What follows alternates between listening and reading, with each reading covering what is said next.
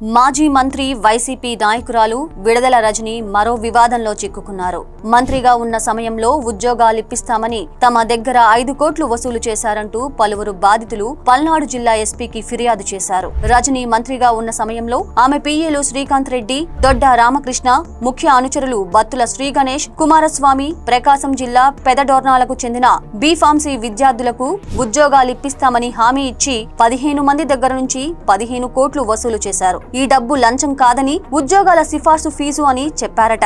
ఎంతకాలం ఎదురు చూసినప్పటికీ ఉద్యోగాలు ఇవ్వకపోవడంతో మేమంతా రజనీ పిఏలను నిలదీయగా 2022 జులైలో మంత్రి దగ్గరకు తీసుకువెళ్లి మాట్లాడించారు. ఏదైనా ఉంటే మీరు శ్రీకాంత్, రామకృష్ణతో మాట్లాడుకోవాలని రజనీ చెప్పారు. 2023 జనవరిలో మరోసారి మంత్రి దగ్గరకు తీసుకువెళ్లి మాట్లాడించారు. ప్రభుత్వ టైం కూడా అయిపోతుంది మేడం అంటూ అడిగితే నెల రోజుల్లో పూర్తి చేస్తామని చెప్పారు. డబ్బులు ఇవ్వకపోగా పోలీసులకు ఫిర్యాదు చేస్తే మీకు కష్టాలు తప్పవు, మీకు ఇబ్బందులు తప్పవు అంటూ బెదిరించారు. తరువాత రజనీ పిఏలకు మాకు మధ్యవర్తిగా వ్యవహరించిన Battula Sri Ganesh phone switch off చేశాడు అంటూ బాధితుల్లో ఒకరైన కృష్ణ అనే విద్యార్థి వివరించారు. ఇదే కాదు, విడదల రజనీపై స్టోన్ క్రషర్ యజమానిని బెదిరించి 5 కోట్లు వసూలు చేయటం, భూ కబ్జాలు, ఇసుక, మట్టి తవ్వుకునే వారి నుంచి బండికి 500 రూపాయలు చొప్పున 5 సంవత్సరాలు వసూలు చేయటం, గుంటూరులో ఖరీదైన ప్రాంతంలో ఉన్న ఖాళీ స్థలం కోసం ఆ స్థల యజమానిని బెదిరించటం, భూముల్లో గ్రానైట్ ఉందని ఎడవల్లి గ్రామానికి చెందిన